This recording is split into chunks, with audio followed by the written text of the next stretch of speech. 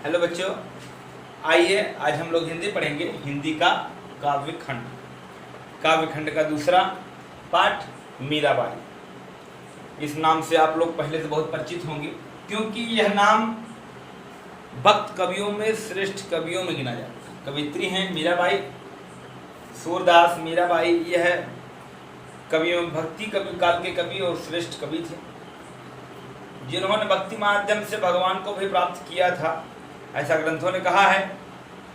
और इनका जो जन्म है, मैं सूक्ष्म रूप से इनका परिचय देता हूँ। इनका जन्म सन 1498 में कुड़की गांव मारवाड़ रियासत में, 1498 में कुड़की गांव मारवाड़ रियासत में हुआ था। यह मारवाड़ रियासत की राजकुमारी थी, बहुत बड़े राजघराने में पैदा हुई थी। इनकी जो प्रमुख रचनाएं हैं वह मीरा के पद, नरसी जीरो मायरो, यह इनके मुख्य पदों में, भक्ति के पदों में इनका व्याख्यान, जो आज पद जो बोले जाते हैं, एक हरिवंश संप्रदाय है जिसमें पद ही बोला जाता है। हरिवंश जी के पद क्यों बोला जाता है? यह पद भी कुछ और नहीं बल्कि भगवान के मंत्र हैं। तो इस प्रकार से इन्होंने बढ़िया रचना की थी और इनकी मृत्यु सन 1546 में 1546 में इनकी मृत्यु हो गई। तो इन्होंने अपनी कविता में कहा है, यह पद पहला पद है, मेरे तो गिरधर गोपाल, मेरे तो गिरधर गोपाल दूसरो न कोई, जाके सिर मोर मुकुट मेरो पति सूर।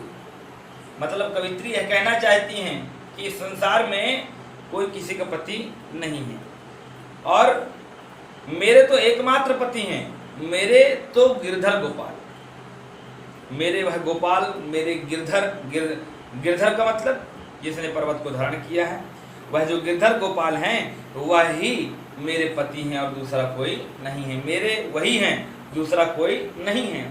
जाके सिर मोर मुकुट मेरो पति सोई, जिसके सिर पर मोर मुकुट है ना, वही मेरा पति है।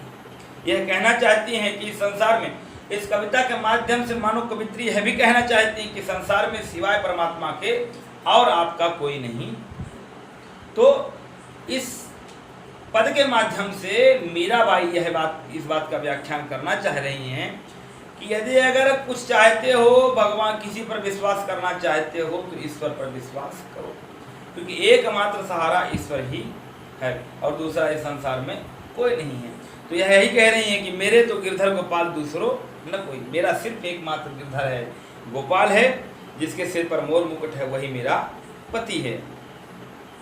छाड़ दियो कुल की कहानी कहाँ करे कोई, संतन डिग बैठ बैठ लोक लाज खोई। मैंने सब कुछ छोड़ दिया, मेरा कोई क्या कर सकता है, मैंने सब कुछ छोड़ दिया और संतों के पास बैठ बैठ करके आज यह सब कुछ मुझे लोक लज्जा, संसार की जो माया है, वासना है, यह समाप्त हो गई। संतों के पास बैठने से, सत्संग करने से यही प्राप्त होता है, सारे संसार के माया बंधन छूट जाते हैं और जब माया छूटा तो लज्जा स्वतः समाप्त हो जाती है। और जब लज्जा समाप्त हो जाती है तो फिर हम लोग श्रृंगार क्यों करते हैं, हम लोग कंघी क्यों करते हैं, हम लोग कपड़े क्यों पहनते हैं? इसलिए नहीं कि ये मुझे अच्छे लग रहे हैं, अपितु इसलिए क्योंकि दूसरा देखेगा तो क्या कहेगा। यह लोक लज्जा हमें खाई जा रही है, प्रतिदिन यह लोक लज्जा हमें खाई जा रही है। तो यदि अगर लोक लज्जा न होती तो आदमी कोई कार्य क्यों करता? आज यह कार्य कर रहा है इसलिए क्योंकि उसको संसार की लोक लज्जा है। लेकिन यहाँ पर मीराबाई ये कहना चाह रही है कि मैंने सारे संसार को दिखाना छोड़ दिया है, सारी लोक लज्जा का त्याग मैंने कर दिया है, अब और कुछ शेष नहीं रहा।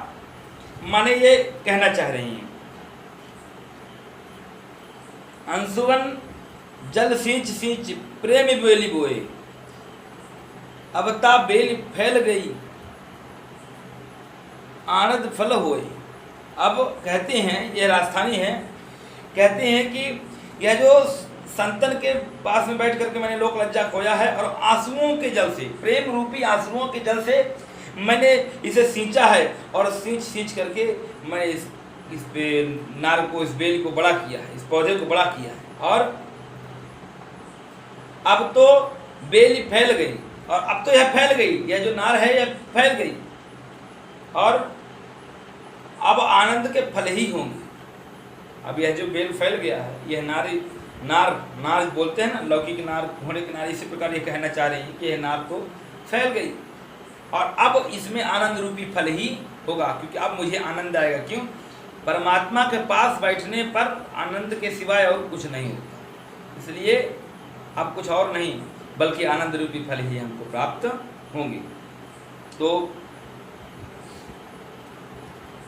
दूध की मथनियां बड़े प्रेम से विलोई, दधी मथि कृत काढ़ी लियो, डारी दही छोई। मैंने अब दूध की मथनी को बड़े प्रेम से लिया है और मंथन कर रही हूँ और दधी और घृत निकाल रही हूँ और डारी दही छोई। मैंने जो है बाकी सब कुछ छोड़ दिया है और ईश्वर के लिए उसको लिया है, सब कुछ छोड़ दिया।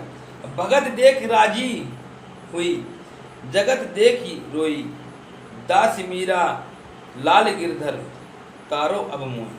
कहते हैं मैंने संसार की स्थिति को देखा है और संसार की स्थिति को देख करके मैंने रोया है। भक्ति को देख करके मैं राजी हुई, तब मुझे अंतिम में भक्ति प्राप्त हुई और भक्ति को देख करके मेरे मन को प्रसन्नता हुई। लेकिन मैंने संसार को देखा तो संसार ने सिवाय रोने के और मुझे कुछ नहीं दिया, और संसार में तो वास्तव में दुख ही है, दूसरा तो कुछ है ही नहीं, तो सिवाय रोने के संसार में और कुछ नहीं मिल सकता। दास मीरा लाल गिरधर तारो अब मोह। कहते हैं हे गिरधर, आपकी यह दासी जो मीरा है यह आपसे निवेदन कर रहे हैं कि हे प्रभु अब मुझे इस संसार से तार दो, माने इस संसार से पार कर दो। अब यह दास जो है मीरा आपसे यह मांगती है। माने इसमें कवि ने वर्णन किया है कि सिवाय भक्ति के इस संसार में और कुछ नहीं है, इसलिए यदि जीवन में कुछ चाहते हो तो भक्ति करो, क्योंकि परमात्मा सिर्फ और सिर्फ भक्ति से ही प्रसन्न होते हैं। जैसे मीरा ने भगवान की भक्ति की और भगवान को प्रसन्न किया। क्यों? सब कुछ तो छोड़ दिया। मेरे तो जब देखिए एक ही साधे सब सद और सब साधे सब जाए। जीवन में यदि अगर कुछ चाहते हो तो निस्वार्थ सब कुछ छोड़ करके और सिर्फ परमात्मा पर कुछ कार्य करो, तो वह ईश्वर के निमित्त करो, ईश्वर के लिए करो। तो यही कभी कहना चाहते हैं कि आप अलग से कुछ ना करो, जो कुछ करना चाहते हो। यहाँ पर बता रहे हैं ना, दधी निकाला, घृत निकाला, किसके लिए? बोले ईश्वर के लिए, वही गिरधर के लिए, वही गोपाल के लिए निकाला। तो कार्य हो वह निमित्तार्थ किसके? ईश्वर के निमित्तार्थ होना चाहिए। माने कवित्री यह कहना चाह रही हैं अपने कविता के माध्यम से कि यदि अगर आप परमात्मा की भक्ति चाहते हो तो सिर्फ और सिर्फ भगवान की आराधना करिए। यह मीराबाई के जो पद हैं, इस मीराबाई के पद में यह व्याख्यान किया है। इन्होंने भक्ति को बताने का प्रयास किया है, एक भक्ति की पराकाष्ठा को निखारने का प्रयास किया है। मीराबाई भगवान की बहुत बड़ी प्रेमी हैं और इस प्रेम के माध्यम से आज इन्होंने इस पाठ के माध्यम से भगवान के प्रति जो प्रेम है इसको बताया है। ईश्वर से प्रेम कैसा होना चाहिए, तो ईश्वर से प्रेम कैसा होना चाहिए इन्होंने इस कविता के माध्यम से मीराबाई भक्ति युग की बहुत बड़ी कवि हैं, आदरणीय कवि हैं। इसलिए यदि अगर भगवान के प्रति भक्ति चाहिए तो कैसी होनी चाहिए? निस्वार्थ, स्वार्थ परक भक्ति किसी कार्य की नहीं होती। मीराबाई ने अपने कविता में, अपनी इस कविता में सब चीजों को मना करके सिर्फ और सिर्फ गिरधर और सिर्फ गोपाल को अपनाने के लिए कहा है कि संसार में कोई और है तो वह सिर्फ और सिर्फ ईश्वर है, दूसरा इस संसार में और कोई नहीं है। इसलिए तो कहा कि मेरे तो गिरधर गोपाल दूसरो न कोई, जाके सिर मोर मुकुट मेरो पति सोई। कविता में कवित्री ने इस चीज को बड़े विस्तार पूर्वक वर्णन करते हुए संदर्भित रूप से इस बात को कहा है, इस बात को कहने का प्रयास किया है यहाँ पर कि यदि अगर भक्ति चाहिए तो एक ही लक्ष्य बनाइए, लक्ष्य के द्वारा किया गया कार्य, लक्ष्य के द्वारा किया गया कार्य कभी भी अधूरा नहीं होता। इसलिए यदि अगर जीवन में कुछ चाहते हो तो लक्ष्य की प्राप्ति के लिए सिर्फ और सिर्फ इस भक्ति की पराकाष्ठा को पहचानिए, लक्ष्य बनाइए। यदि अगर लक्ष्य होगा तो लक्ष्य विहीन जीवन, जो यदि लक्ष्य नहीं तो लक्ष्य विहीन जीवन किसी कार्य का नहीं। इसलिए यदि अगर कोई और है जीवन में तो सिर्फ और सिर्फ मीराबाई तो यह कहना चाहती हैं कि मेरे तो गिरधर गोपाल और दूसरों न कोई, जाके सिर मोर मुकुट मेरो पति सोई। तो इस संसार में दूसरा और कोई है नहीं। तो यह जो बात कहना चाह रहे हैं कवित्री, यही बात कहना चाह रही हैं कि आप निमित्तार्थ कोई भी कार्य कीजिए तो निमित्त सिर्फ और सिर्फ ईश्वर को बनाइए। यदि ईश्वर निमित्त है तो कार्य की सिद्धि होगी। यहाँ पर कह दिया ना, दधिमथी घृतमथी और हुई जगत देखी रोगी। मैंने सब कुछ किया, जगत को देख करके रोई, लेकिन मैंने जो किया वह सिर्फ और सिर्फ ईश्वर के लिए किया। इसलिए आज यह बात कह रही हैं कि मेरे तो गिरधर गोपाल दूसरों न कोई। तो इसलिए जीवन में इस बात को मानना चाहिए। दूसरे पद में क्या कहना चाह रहे हैं, पग घुंघरू बांध मीरा नाची, मैं तो मेरे नारायण सु आप ही हो गई साची। लोग कहें मीरा भई बाबरी, न्यात कहें कुलनासी। विष का प्याला राणा भेजो, पीवत मीरा हासी। मीरा के प्रभु गिरधर नागर, सहज मिले अविनाशी। मतलब याद यह कहना चाहते हैं कि मीरा ने पद में अपने पैर में घुंघरू बांधे और घुंघरू बांध करके वह नाची। पग घुंघरू बांध मीरा नाची, पैर में घुंघरू को बांध करके और मीरा नाची। मैं तो नारायण की हूँ, ये मुझे पता है कि मैं नारायण की हूँ। मैं तो नारायण सू आप ही हो गई साची। मैं नारायण की हूँ और मुझे किसी के लिए सत्यता को प्रमाण करने की, देखिए प्रत्यक्षम किम प्रमाणम, सत्यता को किसी प्रमाण की आवश्यकता नहीं होती। तो वो कहती है कि मैं तो अपने आप सच्ची हूँ क्योंकि मैं नारायण की हूँ, इसलिए मैं तो सच्ची ही हूँ। लोग क्या कहते हैं, लोग कहें मीरा भई बाबरी, लोग कहते हैं कि मीरा पागल हो गई। और न्यात कहें कुलनासी, जो परिवार और रिश्तेदार के लोग हैं ना, वो कहते हैं यही हमारे कुल की नाश करने वाली हुई, हमारे कुल का इसने नाश कर दिया।